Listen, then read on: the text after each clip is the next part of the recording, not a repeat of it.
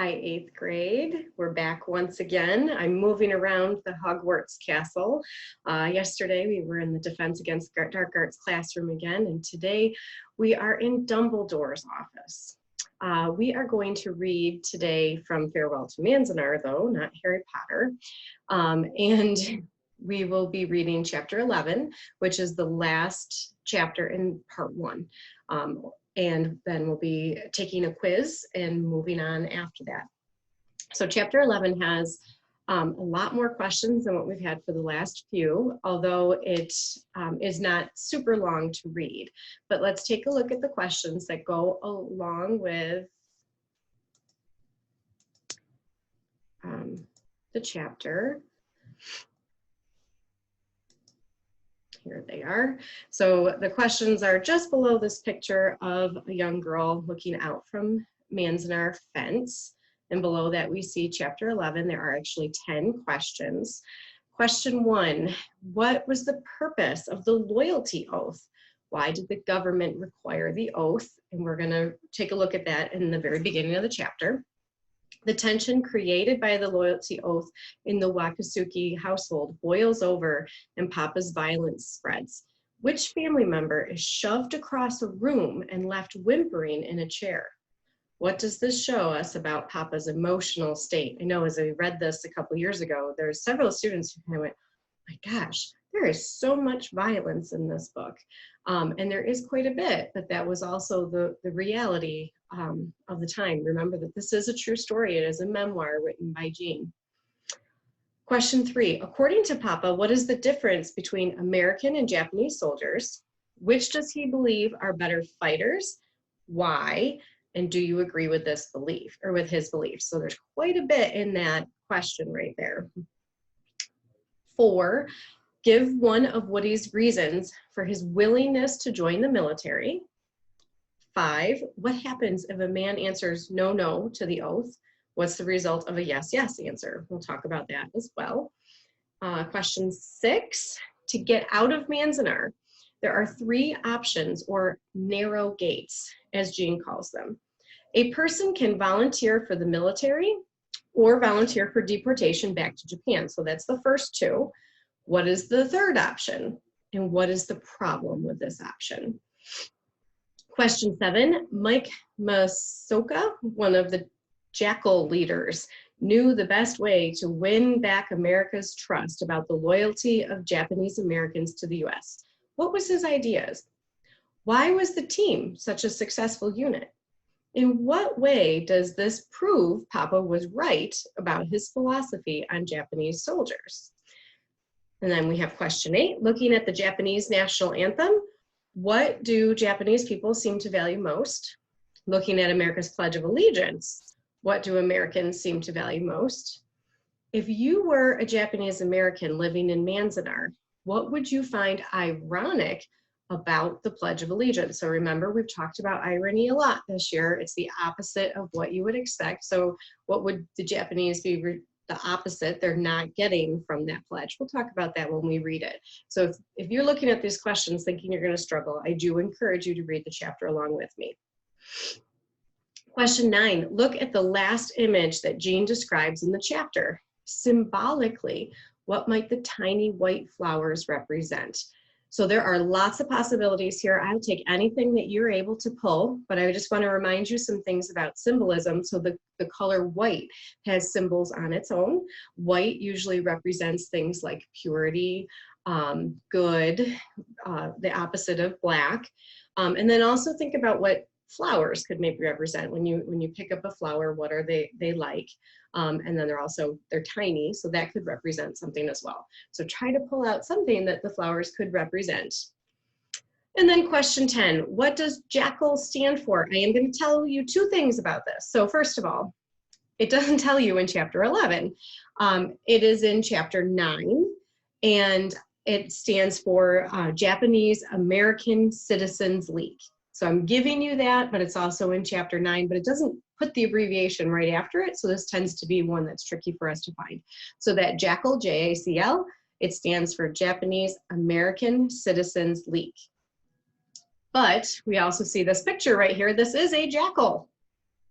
What qualities do these people share with a jackal, an animal with a similar sounding name? So I looked up some information about a jackal, and I was kind of actually surprised by this picture because it says that a jackal lives in the desert. That kind of looks like a prairie or something. And as we look at I don't know much about a jackal. I wouldn't be able to come up with this on my own. But so like I said, the jackal lives in the desert. Manzanar, sand. Yeah. They described him as being wily. So I had to look up wily. I think of wily coyote. It means that they're skilled at gaining an advantage and they are deceitful. So they're tricky, probably try to catch their prey. And they live by their wits. So there are some characteristics of the jackal. You are welcome to use all of the ones that I just said in your answer, but now you need to connect that to the people in the Japanese American Citizens League. How are they similar? Okay. All right, so let's take a look at chapter 11, our last chapter for section 1. And we see that it is called yes, yes, no, no. All right. And question 27. So this is that oath. They're asking the citizens questions. That's this whole page. 27. Are you willing to serve in the armed forces of the United States on combat duty wherever ordered? And there to mark yes or no. 28. Will you swear unqualified allegiance to the United States of America and faithfully defend the United States from any or all attack by foreign or domestic forces, and forswear any form of allegiance or obedience to the Japanese emperor or any other foreign government, power, or organization? And once again, they need to mark yes or no. And this is from the War Relocation Authority, application for leave clearance in 1943. So by answering this, this is going to put them in one of two places. Yes, I'm willing to serve. Yes, I swear allegiance. They're going to be put into the military. No, I'm not willing to serve. No, I don't swear allegiance. They are going to send them back to Japan. All right, so I just want to make sure we've got these questions because I know this chapter is a little trickier. So just want to peek back. What was the purpose of loyalty oath? Why did the government require the oath? Well, let's keep reading and see if it gives us any more information, and we will definitely come across the tension as we continue in this chapter. All right. Later in December, the administration gave each family a Christmas tree hauled in from the Sierras. A new director had been appointed, and this was his gesture of apology for all the difficulties that had led up to the riot.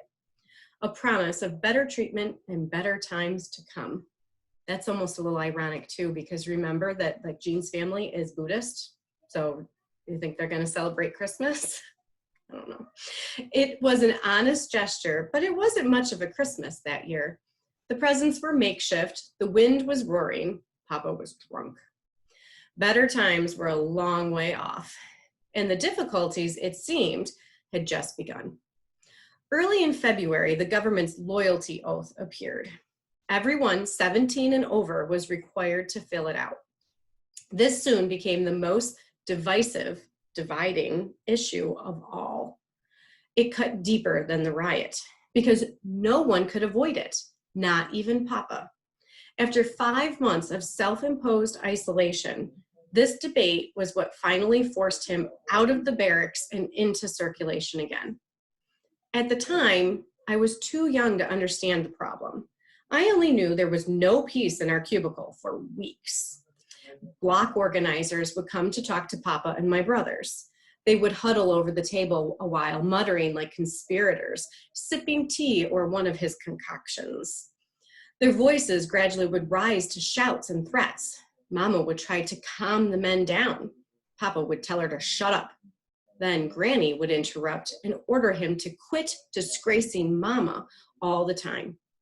Once, he shoved Granny across the room, up against the far wall and back into her chair, and where she sat sniffling while the arguments went on. So who got pushed across the room? And what was she trying to do? If the organizers weren't there, Papa would argue with Woody, or rather Woody would listen to Papa lecture him on true loyalty, pacing from bunk to bunk, waving his cane. Listen to me, Woodrow. When a soldier goes into war, he must go believing he is never coming back. This is why the Japanese are such courageous warriors. So we're starting to get his description of the two warriors, okay? The Japanese go into war believing they'll never come back. They are prepared to die. They expect nothing else. But to do that, you must believe in what you're fighting for. If you do not believe, you will not be willing to die. If you are not willing to die, you won't fight well. And if you don't fight well, you will probably be killed stupidly, for the wrong reason and unheroically. So tell me, how can you think of going off to fight? Woody always answered softly, respectfully, with a boyish and submissive smile. I will fight well, Papa. In this war, how is it possible? I am an American citizen. America is at war. But look where they have put us. The more of us who go into the army, the sooner the war will be over. The sooner you and Mama will get out of here. Do you think I would risk losing a son for that? Now think about Woody's argument. He's very quiet about it. But he believes that if he goes off to war and helps to win this war, the sooner his family is going to be free. And that's probably the view of a lot of our Japanese young men who choose to go into battle, that one of the main reasons is to get their family out of these internment camps. You want me to answer no, no, Papa? Now remember what no, no would do. That would send him to Japan. Do you think that is what I'm telling you? Of course you cannot answer no, no. If you say no, no, you will be shipped back to Japan with all of the other bakatore. But if I answer yes, yes, I will be drafted anyway, no matter how I feel about it. That is why they are giving us the oath to sign. No, that is not true. They are looking for volunteers, and only a fool would volunteer. Papa stared hard at Woody, making this a challenge. Woody shrugged, still smiling, his boyish smile, and did not argue. He knew that when the time came, he would join the army, and he knew it was pointless to begin the argument again. It was a circle. His duty as a son was to sit and listen to Papa thrash his way around it and around it and around it. A circle, or you might have called it a corral, like Manzanar itself, with no exit, save via 3 narrow gates. So here's the 3 gates. The first led into the infantry to be able to fight, and not the best fighting circumstances. The second, back across the Pacific, back to Japan. The third, called relocation, was just opening up. Interned citizens who could find a job and a sponsor somewhere inland, away from the West Coast, were beginning to trickle out of camp. But the program was bogged down in paperwork. So there's one problem. It was taking months to process applications and security clearances. A loyalty statement required of everyone, it was hoped, might save some and a lot of red tape. This, together with the search for loyal soldiers, had given risen to the ill-fated oath. Now I want to think about that too. I'm not sure if it mentions it later on. So the third option would be to relocate somewhere. They can't go back to California. They've got to be away from the West Coast. They have to go inland. They have to have a job, and they have to have a sponsor. They have to have someone who's willing to look over them and make sure that they are being faithful citizens to the country. Do you think that they have a sponsor somewhere inland? 2 weeks before the December riot, Jackal leaders met in Salt Lake City and passed a resolution pledging Nisi to volunteer out of the camps for military service. So Nisi, they can be American citizens. Those are the Japanese Americans who were born in America. Second generation. And there is a note down below. I don't know if you can see that on your screen very well. Hopefully you can read it in your book. At the time, this move was widely condemned, and Innu charges escalated. Remember, that's like a traitor, that if they're willing to join up with the American military, they're considering them traitors. That was, in fact, one of the causes for Teyama's beating. Remember that earlier? Since then, history was proved the jackal was right. Mike Masoka, who pushed the resolution through, understood that the most effective way Japanese Americans could combat the attitudes that put them in places like Manzanar was to shed their blood on the battlefield. You're getting your answer to that one question here, so it is important that we read this footnote. The All-Nisi 442nd Regiment Combat Team was the most decorated American unit in World War II. It also suffered the highest percentage of casualties and deaths. They were much admired, and the jackal strategy succeeded. This was visible proof that these 110,000 people could be trusted. So I'm going to go back and talk about two things here. So first of all, remember Papa's description of the Japanese soldier versus the American soldier. What does this prove? Who's the better fighter, Japanese or American? This Japanese unit was the most decorated. Okay, so they also were willing to die. They suffered the most casualties. So in some degree, Papa was right about which soldier was better.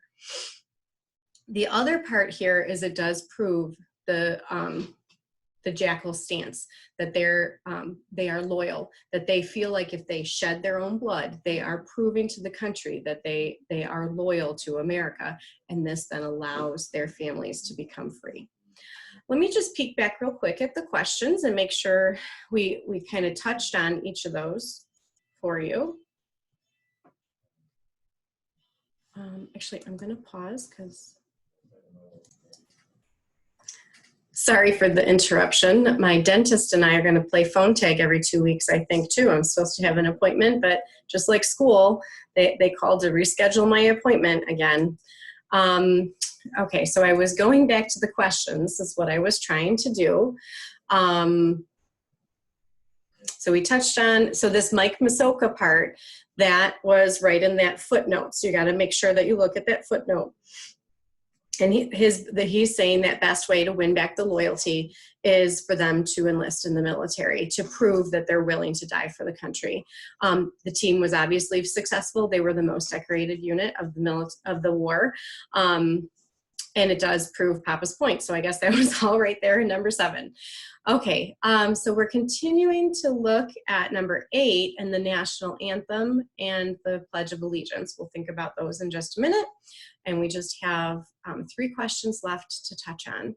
So let's go back to our book. All right, so we are right at the footnote part. See the little asterisks? In January, the government announced its plan to form an all-Nisi combat regiment. While recruiting for this unit and speeding up the relocation program, the government figured it could simultaneously weed out the disloyal and thus get a clearer idea of exactly how many agents and Japanese sympathizers it actually had to deal with. So sympathizers meaning they are still loyal to Japan.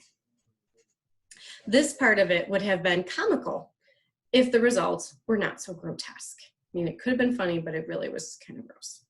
No self-respecting espionage agent would willingly admit he was disloyal. Duh. Yet the very idea of the oath itself appearing at the end of that first chaotic year became the final goad that prodded many once loyal citizens to turn militantly anti-American. So it's kind of ironic. The oath itself is what makes them anti-American. From the beginning, Papa knew his own answer would be yes, yes. He agreed with Woody on this much. even though it meant swearing allegiance to the government that had sent him to Fort Lincoln and denying his connections with the one country in the world where he might still have the rights as a citizen. The alternative was worse. If he said no, he could be sent to Tula Lake Camp in Northern California, where all the disloyal were to be assembled for what most people believed would be eventual repatriation to Japan. They're going to send them back to Japan. Papa had no reason to return to Japan. He was too old to start over. He believed America would win the war, and he knew, even after all he'd endured, that if he had a future, it still lay in this country. What's more, a move to Tula Lake could mean a further splitting up of our family. This was a hard choice to make, and even harder to hold to. Anti-American feeling in camp ran stronger than ever. Pro-Japan forces were trying to organize a no vote by blocks in massive resistance. Others wanted to boycott the oath, meaning that they won't take it, they refuse altogether, in a show of non-cooperation or through the mistaken fear that anyone who accepted the form would be shipped out of camp. The no-nos back to Japan, the yes-yeses into an American society full of wartime hostility and racial hate. A meeting to debate the matter was called in our mess hall. Papa knew that merely showing his face would draw stares and muttered comments. Yes was just what they expected from of an Innu. But he had to speak his mind before the no contingent carried the block. Saying no as an individual was one thing. Bullying the entire camp into it was quite another. At the very least, he didn't want to be sucked into such a decision without having his own opinion heard.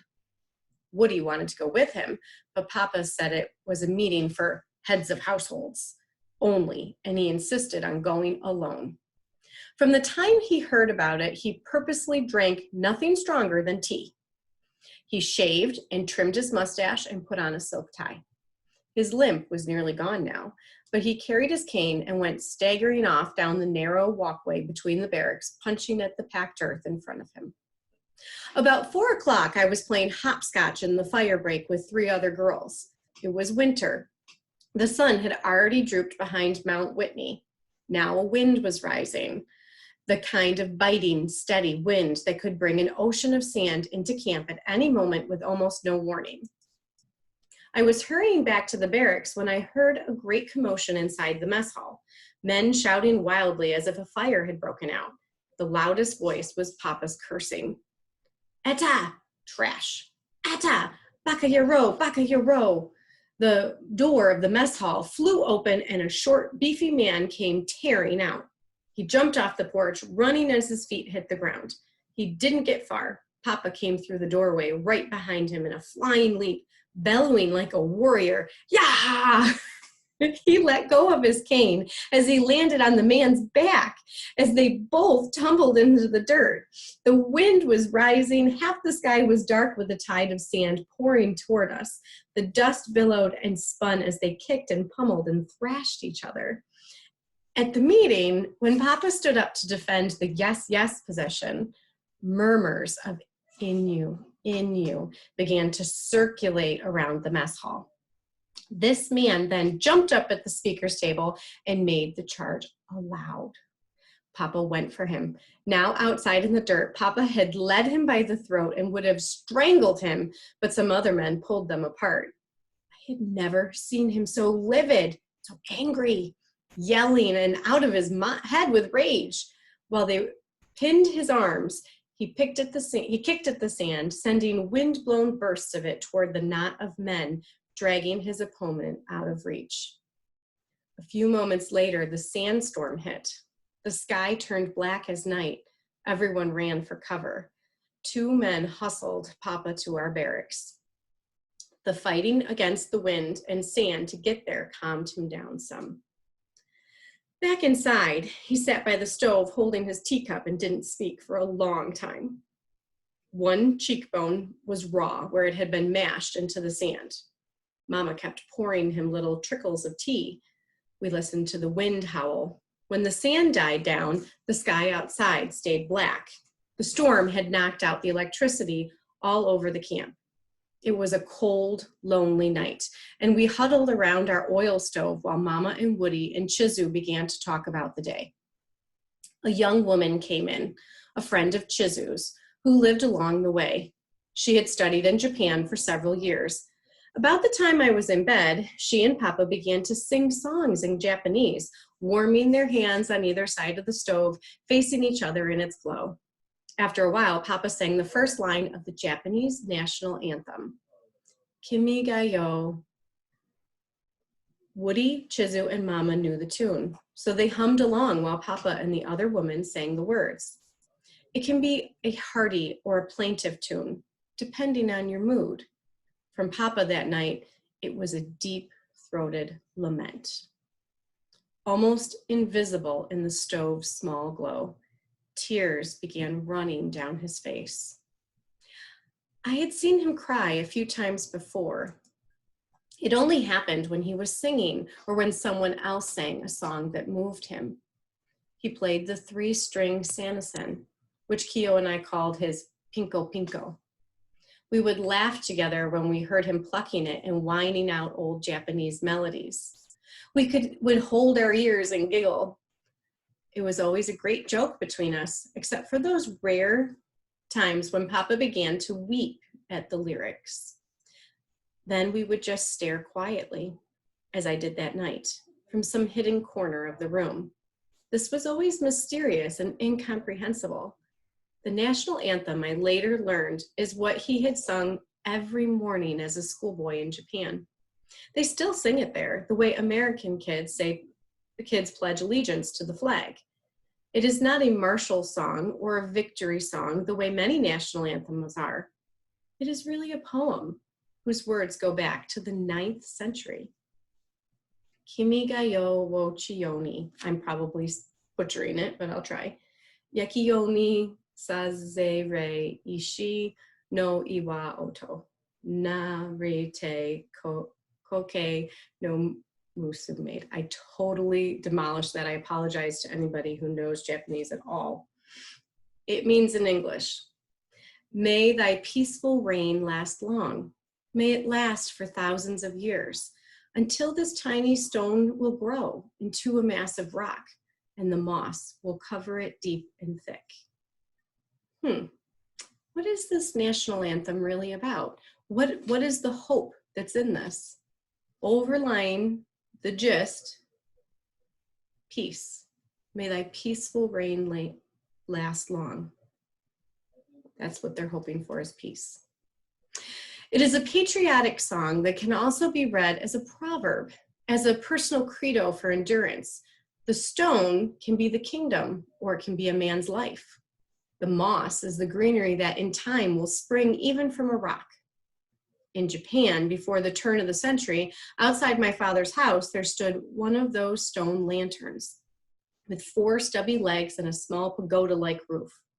Each morning, someone in the household would pour a bucket full of water over this lantern. And after several years, a skin of living vegetation began to show on the stone. As a boy, he was taught that the last line of the anthem refers to a certain type of mossy lichen with exquisitely tiny white flowers sprinkled in amongst the green. So over time, these tiny white flowers might start to show up. What could those represent within the green? So keep in mind some of those things we talked about. What could tiny? What could white? And then what flowers? They're kind of delicate, etc. What could they represent? So you try to pick something out of that and be able to explain it. Okay, let's go back to the song and the Pledge of Allegiance. The national anthem, we mentioned that overall that's looking at peace. If we think about our own national anthem, okay, I pledge allegiance to the flag of the United States of America. We say this every morning, and I'm blanking on it. And I've actually been saying it with Colin too. But what are we when we are looking at that flag, what does it represent? What are we saying in that pledge? Freedom, liberty, and justice for all, right? So freedom and liberty are those main things that we get out of our Pledge of Allegiance. That is not the same thing as peace. What is ironic in the camp right now? Do they have freedom and liberty in this camp? All right, real quick before we end our lesson, let's peek again at those questions and just make sure we understand them. I know this chapter is a little more challenging than some of the others. Oh, and then what does jackal stand for? I kind of already talked about. Remember that the jackal lives in the desert and that it is wily and sneaky to catch its prey, and that it has to use its wits. So thinking about this particular group, that they're using their wits to figure out how to get out of camp, how to prove their loyalty, etc. And I think we have covered everything clearly. If you struggle on any of these and you have any questions, please make sure that you reach out to me. You can send messages actually in Schoology. You can send me an email. You can send me a message on Remind. However you can get that question out to me, please make sure that you ask so that we know that we're understanding it. There will be a quiz on chapters 6 through 11. It'll be on Schoology and it is also on your flash drive. I prefer you do it on Schoology because it'll tell you when you're done which answers you got right and wrong, give you immediate feedback. Otherwise, I'll grade those ones that you do on paper and let you know how you did. Please try to send them to me though before you move on to chapter 12, just so that we know we have a good understanding going forward. And I hope you have a great rest of your day. Today was a little longer. We'll see you tomorrow. Actually, I'll see you in a few days because you're going to do some other things.